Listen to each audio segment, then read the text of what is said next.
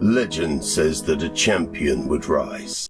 Hang on, what are you doing? Well, I'm trying to big you up for the beginning of your video. That's fine, but don't you think calling me a champion is pushing it a bit?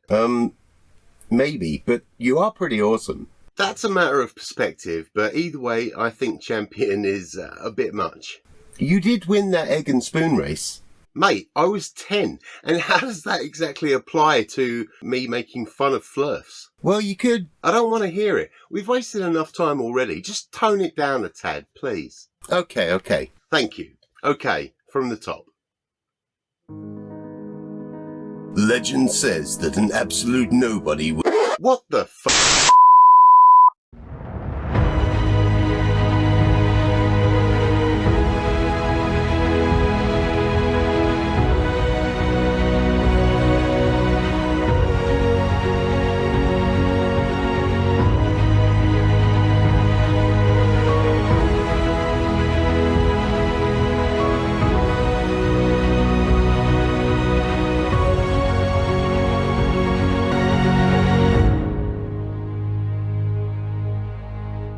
Hi, I'm LimeyPlay and thank you so much for joining me today. Before we get started, I would like to welcome my newest patron, Frank being Frank. Thank you so much, mate. I really appreciate it. And I can't remember if I mentioned it before, so just in case, I want to re-thank Timo Lynch for becoming my first platinum patron. I really do appreciate it. It basically leaves me speechless. Thank you so much for your support. It really means the world to me.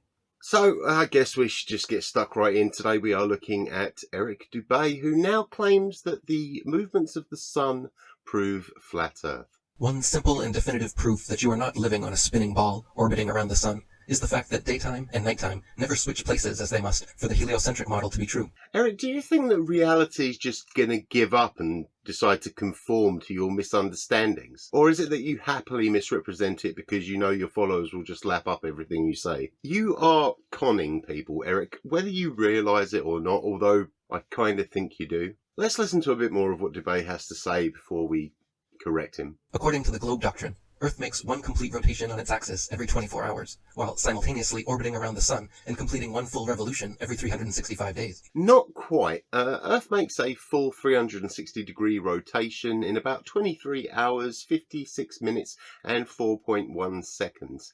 This is called a sidereal day. However, obviously because we are orbiting the sun at the same time, this rotation wouldn't quite bring us back round from solar noon to solar noon. Let's have a look at this illustration.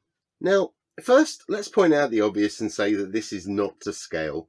I just want to make that absolutely clear, as the average flat earther often seems to have trouble grasping scale as well as three-dimensional space.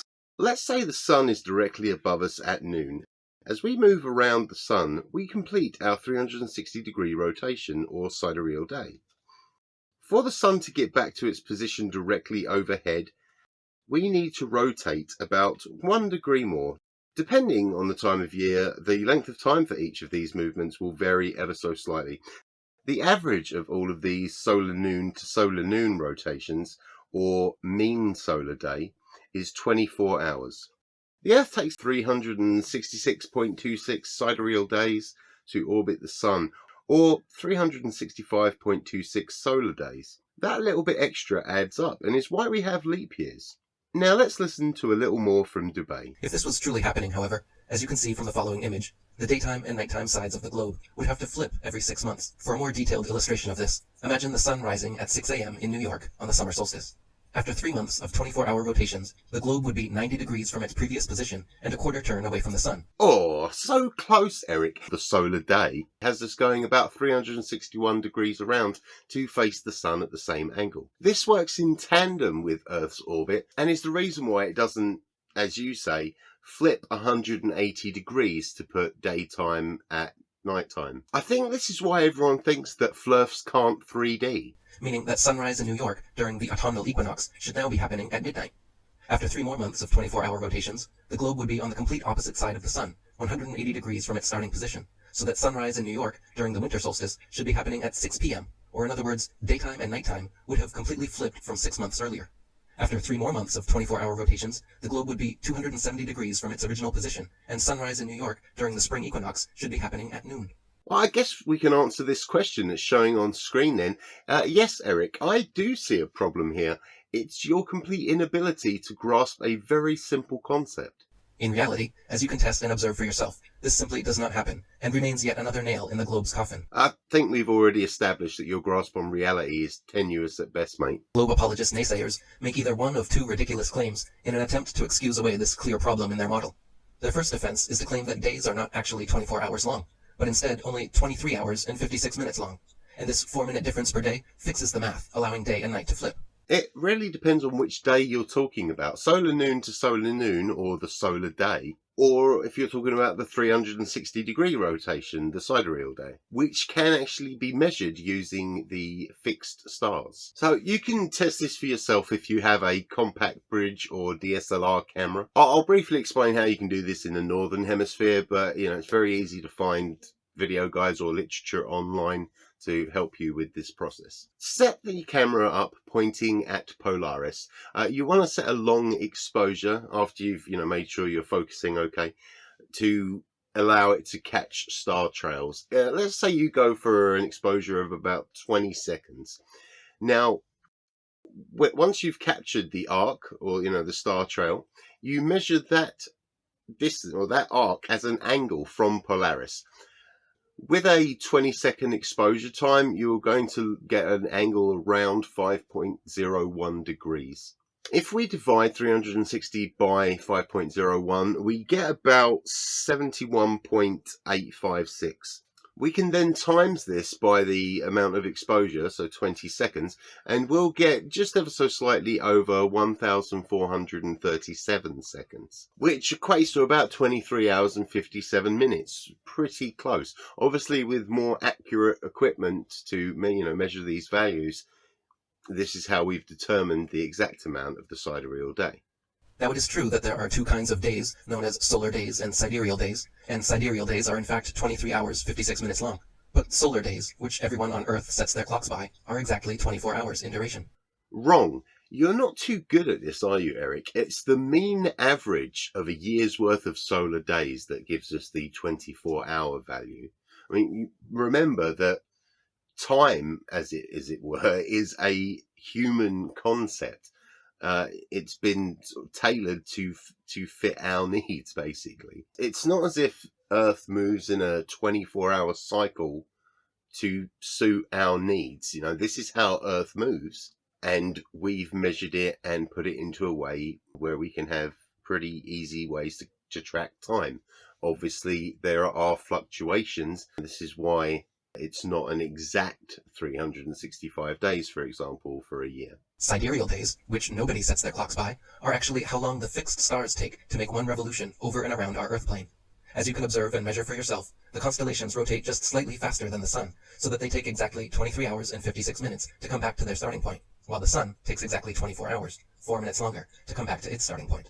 No, I've already told you, Eric, it's not exact at all. Sidereal days are 4.1 seconds longer than you stated, which does add up. And 24 hours is the mean average of solar days, because some are slightly shorter, some are slightly longer. Let's break it down for you. The length of the solar day varies due to our elliptical orbit around the Sun. As we get further away from the Sun, the Earth's movement along its orbital path slows down just a bit, which means it has less of a rotation to make to get it back to solar noon. This makes the solar day a little longer, just as they are a little shorter when we are closer to the Sun. This is also part of the reason that we have different lengths of daylight throughout the year. The other reason is Earth's tilted on its axis. Because of this, when Earth rotates that bit further, it's largest at the solstices and smaller at the equinoxes. This means that solar days get progressively longer as we move from equinox, March and September, to solstice, June and December. Firstly, the fact that sidereal and solar days both exist and are not exactly the same duration is yet another proof that the stars and Sun are moving, and not the Earth. If the apparent movement of the stars and Sun was actually the result of us living on a spinning globe, as we're told, then there would and could only be one duration of day, namely the amount of time it takes to complete one full rotation.